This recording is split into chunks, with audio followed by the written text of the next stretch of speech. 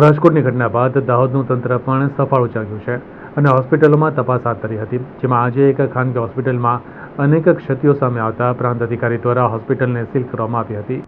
રાજકોટમાં બનેલી દુર્ઘટનાને પગલે દાહોદનું તંત્ર પણ સફાળું જાગ્યું હતું અને શહેરમાં આવેલ હોસ્પિટલો તેમજ કોમર્શિયલ બિલ્ડિંગમાં તપાસ હાથ ધરી હતી.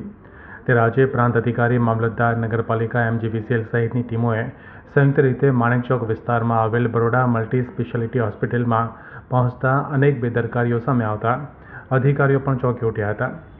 ઉપર જવા માટે સાંકડો રસ્તો હતો અને સીડી પાસે જ ઓક્સિજનના 10 જેટલા બોટલ મૂકી દેવામાં આવ્યા હતા. 2 માળ સુધી બાંધકામની મંજૂરી ઉપર 6 માળનું હોસ્પિટલ તૈયાર કરી દેવાયું હતું. સાથે જ બાયોમેડિકલ વેસ્ટનો જથ્થો યોગ્ય રીતે નિકાલ કરવાનો હોય તેની જગ્યાએ હોસ્પિટલના ઉપરના માળે બાયોમેડિકલ વેસ્ટનો ઢગલો કરી દેવામાં આવ્યો હતો. હોસ્પિટલના નિયમને નેવે મૂકીને ગંભીર બેદરકારીઓ સાથે હોસ્પિટલ ચાલતી હતી. ત્યારે તંત્ર દ્વારા કાર્યવાહી શરૂ કરાતા તબીબી રાજકારણીઓ તેમજ ધારાસભ્યો સાથે અધિકારીને વાત કરવાનો પણ પ્રયાસ કર્યો હતો, પરંતુ અધિકારીએ વાત કર્યા વગર કાર્યવાહી હાથ ધરી હતી. જિલ્લા આરોગ્ય અધિકારી સહિત આરોગ્ય વિભાગના કર્મચારીઓ પણ આવી પહોંચ્યા હતા અને હોસ્પિટલને કારણદર્શક નોટિસ પાઠવી કાયદેસરની કાર્યવાહી હાથ ધરી હતી. હોસ્પિટલમાં ચિલ્ડ્રન હોસ્પિટલ પણ ચલાવવામાં આવી રહી હતી, ત્યારે નાના બાળકોના આરોગ્ય સાથે પણ ખિલવાડ કરી હોસ્પિટલ ચાલતી હતી.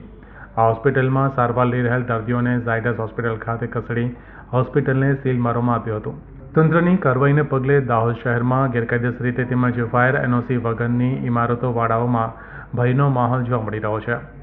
રાજકોટની ઘટના બાદ તંત્ર દ્વારા દાહોદ શહેરમાં પણ કાર્યવાહી શરૂ કરાઈ છે, ત્યારે શહેરમાં આવી કેટલી ઇમારતો મળી શકે તેવી શક્યતાઓ રહેલી છે.